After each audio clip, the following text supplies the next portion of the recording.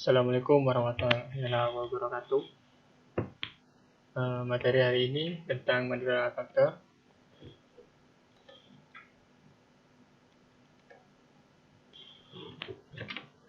Sejarah Pulau Madura. Perjalanan sejarah Madura dimulai dari perjalanan Arya Wiraraja sebagai adipati pertama di Madura pada abad 13. Dalam kitab Nagara Kertagama, terutama pada tembang 15, mengatakan bahwa Pulau Madura semula bersatu dengan tanah Jawa. Ini menunjukkan bahwa pada tahun 1365-an, orang Madura dan orang Jawa merupakan bagian dari komunitas budaya yang sama. Kemudian, sejarah sekitar tahun 900 sampai 1500, pulau ini berada di bawah pengaruh kekuasaan kerajaan Hindu Jawa Timur seperti Kediri, Singasari, dan Majapahit. Di antara tahun 1500 dan 1624, para penguasa Madura pada batas tertentu bergantung pada kerajaan-kerajaan Islam di pantai utara Jawa seperti Demak, Gresik, dan Surabaya. Pada tahun 1624, Madura ditaklukkan oleh Mataram. Selanjutnya, sejarah pada paruh pertama abad ke-18, Madura berada di bawah kekuasaan kolonial Belanda. Mulai 1882, mula oleh VOC. Kemudian oleh pemerintah Hindia Belanda pada saat pembagian provinsi pada tahun 1920, Madura menjadi bagian dari Provinsi Jawa Timur. Inilah geografi dan administrasi. Geografi. Kondisi geografi Pulau Madura dengan topografi yang relatif datar di bagian selatan dan semakin ke arah utara tidak terjadi perbedaan elevasi ketinggian yang begitu mencolok. Selain itu, juga merupakan dataran tinggi tanpa gunung berapi. Dan tanah pertanian lahan kering. Komposisi tanah dan curah hujan yang tidak sama di lereng-lereng yang tinggi letaknya justru terlalu banyak. Sedangkan di lereng-lereng yang rendah malah kekurangan, dengan demikian mengakibatkan Madura kurang memiliki tanah yang subur. Di Madura itu ada 4 kabupaten, yaitu dari ujung barat Bangkalan, Sampang, Pamekasan, dan Sumeneb. Administrasi Kabupaten Bangkalan. Kabupaten Bangkalan terletak di antara koordinat 112 derajat 40 06 sampai 113 derajat 08 04 bujur timur serta 60 5139 sampai 70 11 39 lintang selatan. Kabupaten Bangkalan terdiri atas 18 kecamatan yang dibagi lagi atas sejumlah 273 desa dan 8 kelurahan. Pusat pemerintahannya berada di Kecamatan Bangkalan. Selanjutnya, administrasi Kabupaten Sampang. Kabupaten Sampang terletak antara 113 derajat 08 sampai 113 derajat 39 bujur timur dan 06 derajat 05 sampai 07 derajat 13 lintang selatan yang mencakup wilayah daratan seluas 1.233,30 km persegi. Wilayah Kabupaten Sampang terbagi ke dalam 14 kecamatan, 6 kelurahan, 180 desa, 949 dusun, dan 1074 rukun warga RW dan 2.281 rukun tetangga RT. Selanjutnya, administrasi Kabupaten Pamekasan. Kabupaten Pamekasan terdiri atas 13 kecamatan yang dibagi lagi atas 178 desa dan 11 kelurahan. Pusat pemerintahannya ada di Kecamatan Pamekasan. Selanjutnya adalah administrasi Kabupaten Sumeneb. Kabupaten Sumeneb merupakan kabupaten paling timur di Pulau Madura. yang berada antara 113 derajat 32, 54 sampai 116 derajat 1648 bujur timur, dan di antara 4 derajat 55 sampai 7 derajat 24 lintang selatan. Terdiri atas 27 wilayah kecamatan, 328 desa, dan 4 kelurahan. Demografis. Demografis, orang Madura pada dasarnya adalah orang yang mempunyai etos kerja yang tinggi, ramah, giat bekerja, dan ulet. Mereka suka merantau karena keadaan wilayahnya yang tidak baik untuk bertani. Orang perantauan asal Madura umumnya berprofesi sebagai pedagang, misalnya berjual beli besi tua, pedagang asongan, dan pedagang pasar. Tokoh nasional. Pertama adalah Mahfud MD, mantan Ketua Mahkamah Konstitusi. Kedua, Wardiman Djojonegoro, Menteri Pendidikan dan Kebudayaan Indonesia pada tahun 1993 hingga tahun 1998 di bawah pemerintahan Presiden Soeharto dalam Kabinet Pembangunan ke-6. Selanjutnya, Ahmad Saleh, Gubernur Bank Indonesia pada tahun 1973 hingga tahun 1983 dan Menteri Perdagangan Indonesia tahun 1983 hingga tahun 1988. Yang keempat, R. Hartono, mantan jenderal dengan pangkat tertinggi di TNI Angkatan Darat, yaitu Jenderal Bintang 4, dengan jabatan tertinggi pula sebagai Kepala Staf TNI Angkatan Darat. Dia merupakan satu-satunya perwira tinggi dari kavaleri yang mendapatkan pangkat jenderal penuh. Bintang 4 juga mantan Menteri Penerangan. Yang kelima, F.A. Rahmat, Jaksa Agung Republik Indonesia untuk periode 2001 sampai 2004. Selanjutnya, Hadi Purnomo, mantan Ketua Badan Pemeriksa Keuangan BPK. Dan selanjutnya, Nur Mahmudi Ismail, mantan Menteri Kehutanan dan Presiden PKS. Selanjutnya, Sujono C. Atmonegoro, Jaksa Agung Republik Indonesia pada Kabinet Pembangunan ke-7.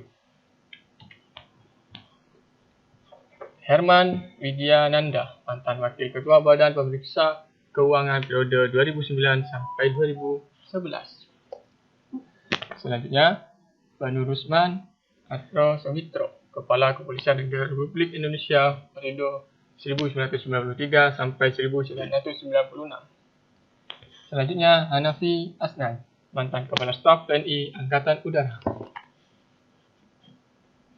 Dan inilah yang terakhir adalah Bapak Hasanul Sasi, anggota 7 Badan Pemeriksaan Keuangan Republik Indonesia 2014 sampai 2019, Presiden Klub Madura United FC, mantan manajer Persepam Madura United. Itulah tokoh-tokoh nasional dari asal Madura. Pahlawan nasional Indonesia yaitu Trunojoyo, yang telah memberikan perlawanan terhadap kolonial Belanda VOC tahun 1677. Yang kedua, Halim Perdana Kusuma, salah satu pahlawan nasional kelahiran Sampang yang tewas di Semenanjung, Malaya. Dan selanjutnya, Kiai Tamam adalah seorang pejuang Islam yang gigih menentang Belanda pada tahun 1919. Dan Kiai Jauhari membuka cabang Gullah di Perenduan, didirikan pada tahun 1944. Hizbullah adalah organisasi militer pemuda Majelis Muslimin Indonesia, MASJUMI, organisasi yang berpengaruh secara nasional kala itu. Selanjutnya, Kiai Haji Abdullah Sajjad, salah satu pengasuh pondok pesantren An-Nuqayyah, salah satu pahlawan dari Kabupaten Sumeneb. Dan selanjutnya adalah Kiai Haji Mawardi, salah satu pengasuh pondok pesantren Sumber Anyar, salah satu pahlawan dari Pamekasan. Tokoh ulama yang ada di Madura yaitu Syekhana Khalil Bangkalan.